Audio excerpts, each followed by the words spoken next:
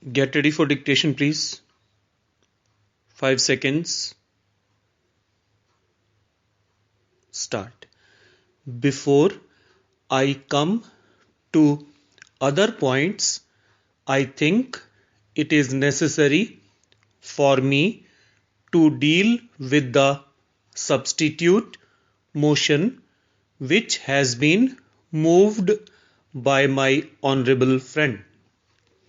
Although it is in two parts, really, it comes to this, that there is a suggestion that the coal target for the 11th 5-year plan may be revised upwards from the present 97 million tons.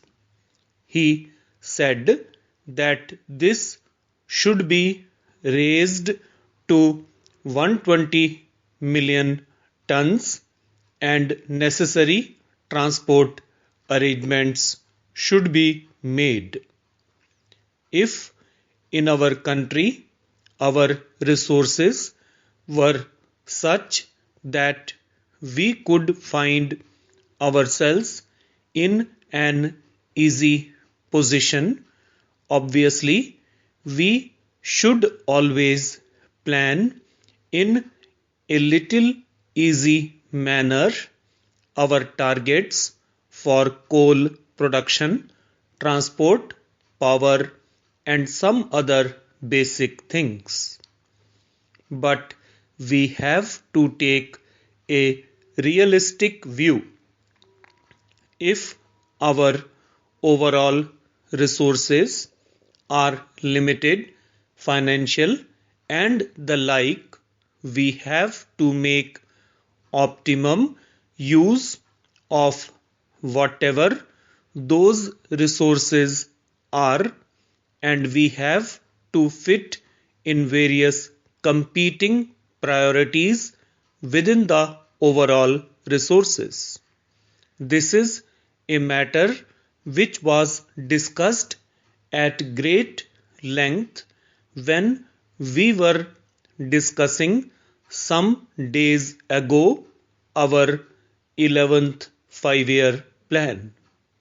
The 11th 5-year plan has now been approved by Parliament after a very lengthy and a detailed discussion in both houses of Parliament. Howsoever tempting this idea may appear to be, namely that we should plan for more transport, for more coal, for more power, and for a number of other things which are basic, they have to take their chance and they have to be fitted within the overall resources that are available. It is true that when the first exercise was made about the target for the 11th 5-year plan, the working group that was entrusted with this task came almost to the conclusion that the figure should be round about 120 million tons. But I would like to share with the Honorable House the processes that were gone through before the figure was arrived at. What should be the total requirement of steel to maintain a certain tempo of development in the course of the next 5 to 10 years? We had to start somewhere. So we started with steel. With so much more steel, what should be the additional quantity of coal that has to be raised not only to feed the steel plants but the additional transport that will be required for them.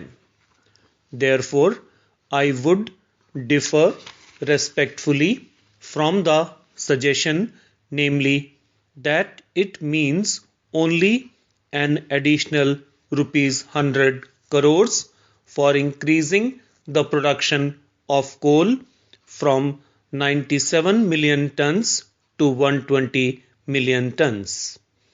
If it were really simple, we could perhaps somehow or other find an additional ₹100 crores, although every crore of rupee having been already taken into account, it will be idle to talk of such a large addition as ₹100 crores.